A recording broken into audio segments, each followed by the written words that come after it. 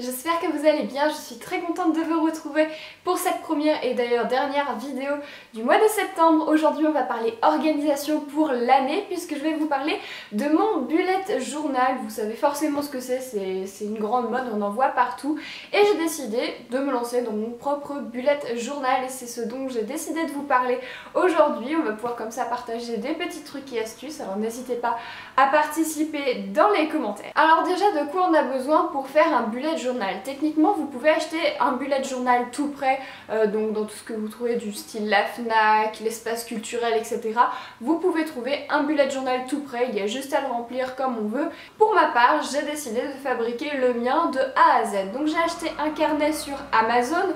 Pourquoi je ne l'ai pas acheté en grande surface ou quelque chose comme ça? Tout simplement parce qu'il me fallait un carnet avec un papier assez épais à l'intérieur et je n'en trouvais pas à moins de 30 € dans tout ce qui était papeterie, etc. Donc j'ai passé ma commande sur Amazon et j'ai reçu ce carnet violet avec un papier d'une épaisseur de 150 grammes, donc qui est quand même assez épais, donc le crayon ne va pas transpercer à travers mes pages. Donc pour tous les bullets journal, peu importe ce que ça sera, vous aurez besoin aussi de crayons. Alors pour ma part, les crayons que j'utilise, ce sont les Stabilo comme ça. Je pense que vous en avez vu partout au collège, lycée ou des petites choses comme ça. Ceux-là, je les ai depuis mon lycée, depuis le bac. C'était la deuxième fois que j'en rachetais. Donc j'utilise ces Stabilo là. J'utilise aussi des crayons de couleur pour remplir mes petits dessins.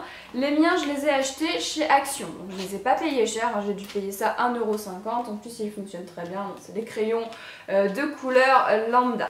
Alors on va passer à l'intérieur de mon bullet journal, hein. Il n'est pas parfait, bien sûr. Chacun a son bullet journal. Alors moi, je commence du coup par la page d'introduction, entre guillemets, la page de présentation de mon bullet journal qui est franchement très simple, donc il reste avec marqué mon bullet journal de petits cactus parce que je trouvais ça vraiment très adorable. Alors pour l'inspiration de mon bullet journal, quand je n'ai pas trop d'idées, la solution que je vous conseille c'est d'aller faire un tour sur Pinterest et là vous allez trouver plein de petites idées, de dessins, de petites choses à faire comme ça dans votre bullet journal, même des idées de pages, hein. Clairement il y a quelques idées de pages que j'ai trouvées sur Pinterest, donc je vous invite à aller faire un tour sur ce site.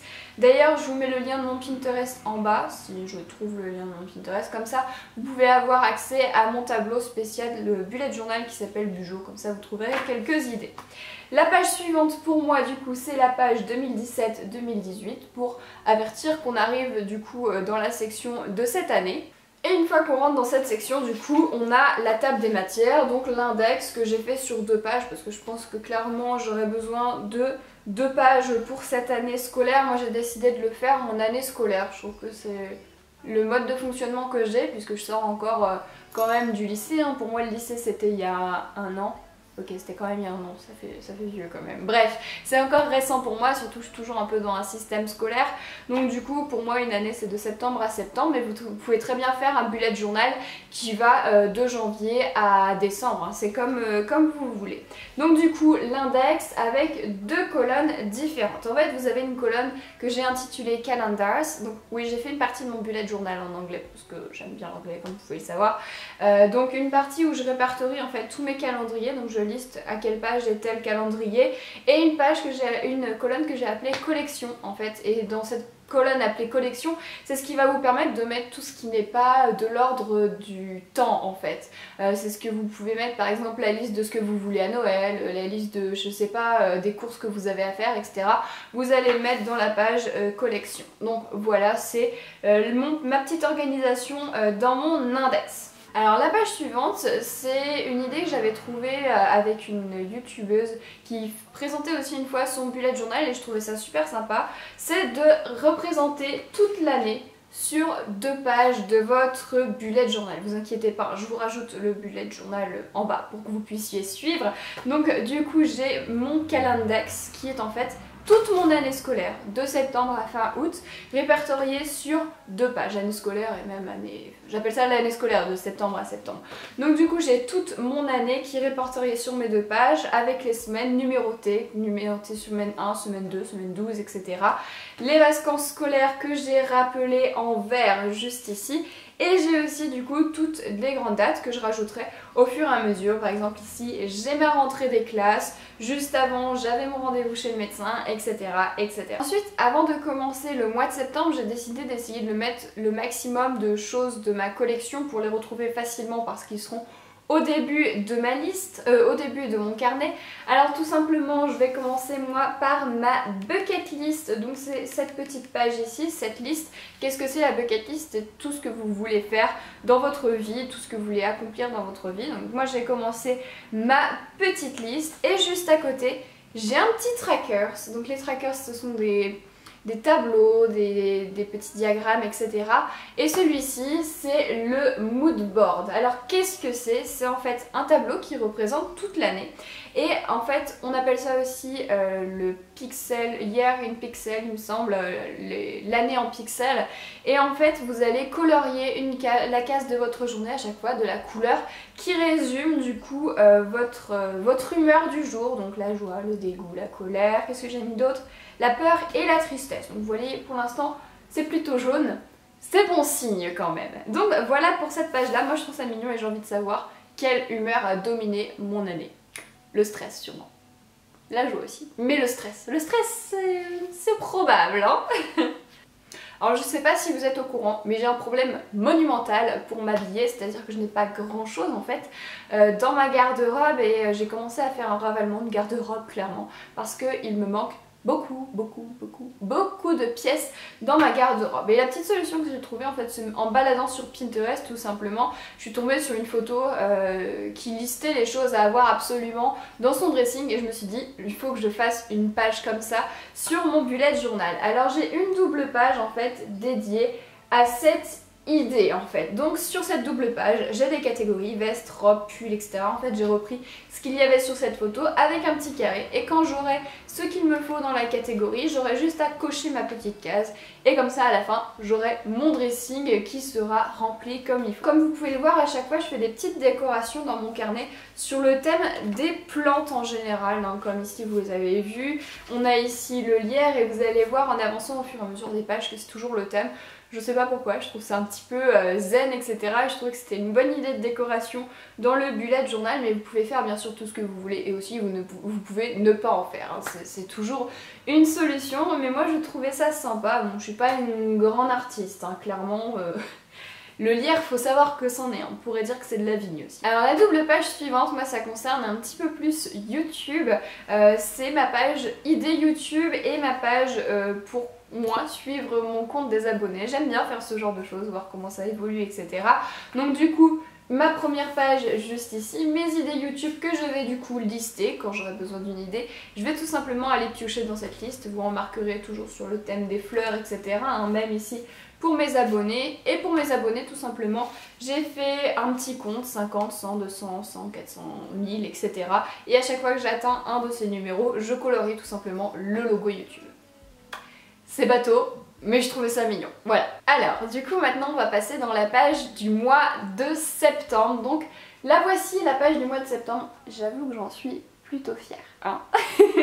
Donc voilà, j'ai passé un bon moment à la dessiner. Donc tout simplement écrit en anglais bien sûr, September, avec des petites feuilles mortes, des petits glands, etc. Je trouvais ça adorable, j'ai passé un bon moment à colorier ça.